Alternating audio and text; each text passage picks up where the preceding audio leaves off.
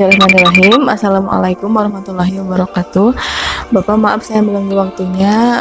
Saya mendapatkan tugas untuk interview mengenai tugas wawasan kebangsaan, di mana interview ini dilakukan di berbagai kalangan, ya Pak ya.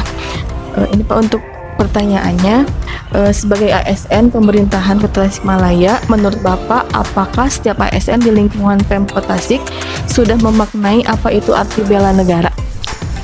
Terima kasih yang sudah menanyakan itu terkait dengan makna bela negara dari ASN Kota Tasikmalaya. Secara prinsip rata-rata rekan-rekan itu sudah mengalami pendidikan baik dari mulai praja, dulu prajabatan, juga ada mungkin rekan-rekan atau senior yang sudah mengikuti pendidikan ke diklat kepemimpinan. Jadi rata-rata sudah memahami apa itu yang dimaksud dengan bela negara, bahwa dalam hal ini adalah. Yang kedua Pak, dalam kehidupan sehari-hari sikap apa sajakah yang bisa dilakukan ASN di lingkungan Pemkot ini Pak? Secara prinsip mungkin teman-teman dalam hal bela negara itu kurang lebih begini, bahwa teman-teman ASN pada saat diangkat atau mulai tergabung dalam lingkungan pemerintahan, tentu sikap dan perilaku yang kita lakukan meskipun di luar jam kerja itu seringkali disimpulkan atau digambarkan sebagai sebuah sikap aparatur. Jadi apapun yang terjadi meskipun itu di luar jam kerja, kita harus tetap mengedepankan bahwa kita sebagai aparatur, kita menjaga sikap agar sikap-sikap kita tetap mencerminkan sikap kegiatan atau hal yang memang berkaitan dengan menyelaraskan pergerakan negara. Ini Pak, akhir-akhir ini kan banyak isu-isu kontemporer mengenai korupsi, narkoba, dan COVID ya Pak ya. Nah, untuk di Kota Tasik sendiri, apakah COVID ini sudah dapat penanganan dengan baik gitu Pak? Secara prinsip apa yang dilakukan dari pemerintah Kota Tasikmalaya tentu mengikuti kaidah-kaidah atau ketentuan yang sudah ditetapkan oleh Satgas COVID nasional. Tentu itu berdasarkan panduan dengan ketentuan yang ada, tetapi memang ada pengaruh. Untuk dampak COVID sendiri Pak, yang langsung ke ASN itu? Secara prinsip mungkin tadi dari ASN turut juga mensosialisasikan agar bahwa misalnya sebelumnya ada kontroversi terkait vaksin, sepanjang kita mengikuti arahan dari pemerintah yang secara gratis provinsi atau pusat bahwa vaksin ini aman untuk dilakukan, agar saya menyarankan juga kemarin kepada teman-teman bahwa kita selaku aparatur mengikuti apa yang diprogramkan termasuk dalam hal vaksin ini. Mungkin interview kali ini cukup. Terima kasih atas waktu dan kesempatan Bapak atas pertanyaannya. Semoga bermanfaat. Ya, makasih Pak.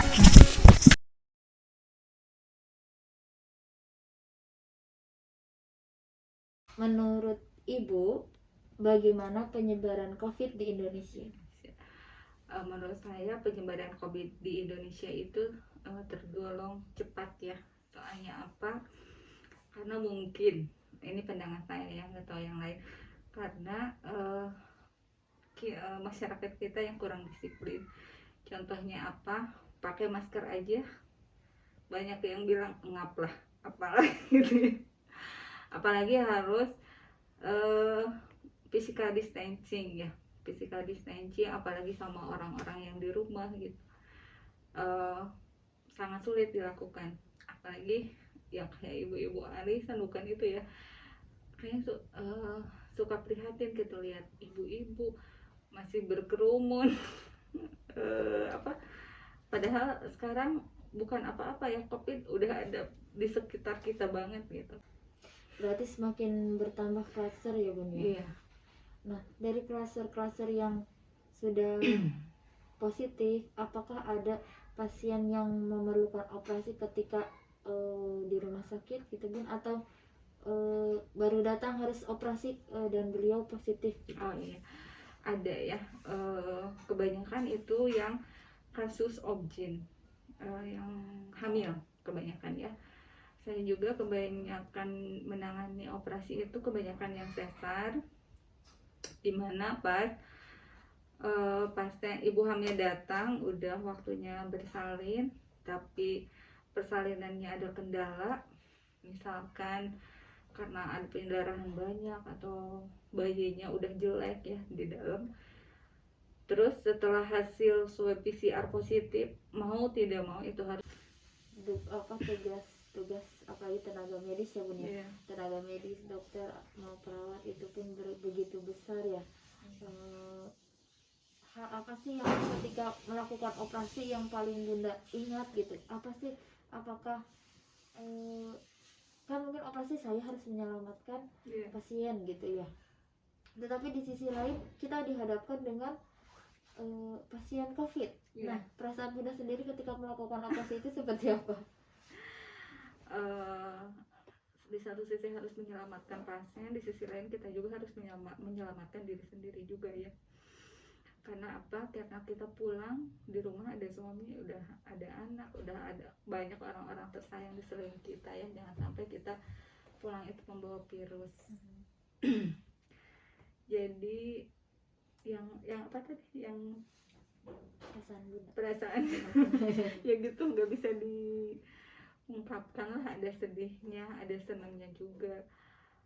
Ada kadang kalau udah dilakuinnya ada rasa puas ya, kita udah dengan segala keterbatasan kita, dengan segala ketakutan kita, tapi kita udah berusaha menyelamatkan nyawa orang lain gitu. Mungkin sebagai bentuk cara kita untuk berpartisipasi, Iya. cara kita untuk berbernegara ya Bun. Iya. Mungkin setiap profesi Salah berbeda-beda satunya, ya iya. Bun ya. Udah kalau- tanggung jawab profesi juga kan. Ya. Kalau misalnya untuk masyarakat sendiri Bun, tentang COVID ini bagaimana sih dampaknya bagi dunia kesehatan gitu? Apakah setiap masyarakat mungkin kan di rumah sakit sendiri ada matriks penurunan pasien atau kenaikan pasien, nah itu seperti apa Bun? Kalau untuk kasus-kasus biasa terjadi penurunan ya, tapi kalau untuk jumlah pasien yang datang malah kayaknya makin banyak ya, soalnya dari misalkan ada untuk pasien COVID mengalami peningkatan. Kalau untuk awal-awal emang terjadi penurunan banget ya, terjadi ada 50% lah, sampai kamar-kamar Kosong. perawatan itu kosong, tapi sekarang udah normal lagi kayaknya. Normal lagi. Iya. Udah seperti itu. Kayaknya masyarakat udah jenuh atau mungkin udah terbiasa ya, jadi ya udahlah, mau nunggu sampai kapan mungkin ya COVID ini berakhir. Jadi pas kalau mereka punya keluhan mau dioperasi, ya operasi aja gitu. Kalau untuk sekarang. Selain itu, apakah ada syarat khusus, misalnya kan syarat khusus untuk ke rumah sakit gitu Bun? Iya. Sekarang untuk melakukan operasi apakah harus ada? Harus ada swab antigen, minimal swab antigen. Kalau misalkan swab antigen negatif kita lanjut operasi, kalau positif kita lanjut swab PCR. Ada tahap. Harus ada, diwajibkan gitu, untuk melindungi para nakes juga, untuk melindungi pasien juga, untuk melindungi pasien yang lain kan. Kalau misalkan pasien yang positif COVID itu pas operasinya beda, dia nggak ke ruang rawat khusus, dia nggak ke ruang rawat biasa, ada ruang isolasi. Nah, pemerintah ya, satgas ataupun dunia kesehatan, tenaga medis, perawat, dokter dan sebagainya sudah berusaha terbaik bagi Indonesia sampai saat ini, sudah berjuang ya Bun melawan COVID. Nah, mungkin dari Bunda sendiri ada yang ingin disampaikan khususnya kepada kami gitu ya, yang tidak terlalu paham dengan dunia kesehatan gitu, mungkin ada yang disampaikan? Ya. Untuk sekarang harusnya kita lebih berhati-hati lagi, soalnya apa, COVID itu udah ada di sekitar kita. Jangan lupa pakai masker, jaga jarak, sering cuci tangan, hindari kerumunan.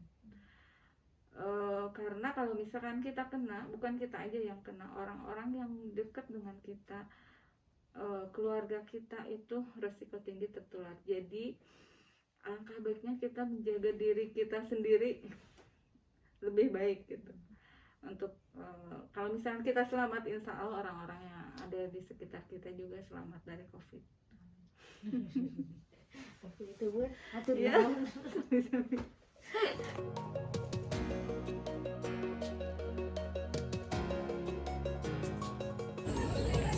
Assalamualaikum warahmatullahi wabarakatuh. Waalaikumsalam. Yang terlintas di pikiran AA terkait bela negara itu seperti apa sih? Bela negara ya. Bela negara menurut pendapat saya salah satu sikap kita dalam bermasyarakat untuk membela negara kita gitu. Bisa dalam bentuk nasionalisme, patriotisme dan lain-lain gitu. Iya. Kalau contoh lebih di kehidupan sehari-harinya, nasionalisme itu, patriotisme itu seperti apa? Kalau dalam kehidupan sehari-hari, kalau dikaitkan dengan yang sekarang ya dalam Iya. kondisi COVID ini, Gitu. salah satunya yaitu kita menaati peraturan pemerintah terkait dengan protokol kesehatan COVID ini. Kita keluar pakai masker, kemudian jaga jarak, jangan berkerumun, selalu cuci tangan, kemudian mematuhi peraturan pemerintah yang lainnya juga. Kalau yang di luar kota jangan dulu mudik lah lebaran ini gitu, biar supaya COVID-nya itu segera selesai gitu. Itu salah satu Bentuk, sikap ya. atau bentuk kita untuk bela negara, supaya pemerintah juga nggak terlalu pusing lagi ke depannya gitu. Benar sekali.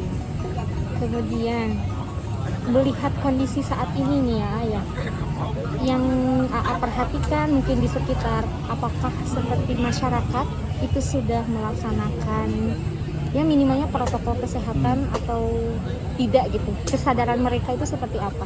Ya, kalau dilihat dari masyarakat kita ya, memang nggak sepenuhnya